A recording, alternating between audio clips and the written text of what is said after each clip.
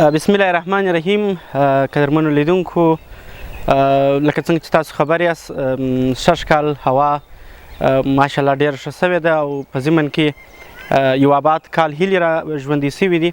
بلې خوا څخه که موږ تاسو وګورو، نن د دالې سیمې ته راغلي یو. په دغه سیمه کې ډېر ښایسته موسم دی او ډېر ښایسته هوا ده، ټوله شینګیا ده.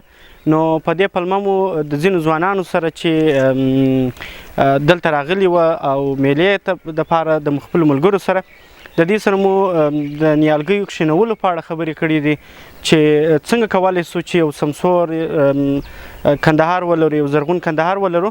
نو په دې خاطر مو په دې پلمه مو راغلي یو، د دوی سره مرکې کوو او د دوی نظرونه اخلو چې څنګه کولی سو چې دغه خړ پړ غرونه او دغه خړې ساحې او دغه خړ ډاګونه نور زرغونه کو.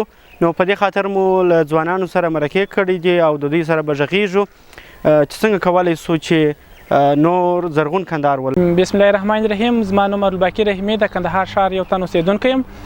چون شش کال اوبه ډېرې دي او د آبادۍ کال دی، نو د ځوانانو سمې هیله دا ده چې هر ځوان د دالې بند ته راځي باید یو نیال راوړي او دلته یې کښېنوي. چون یو به چاپریال ډېر ښکلي وي او بل به دا صدقه جاریه وي.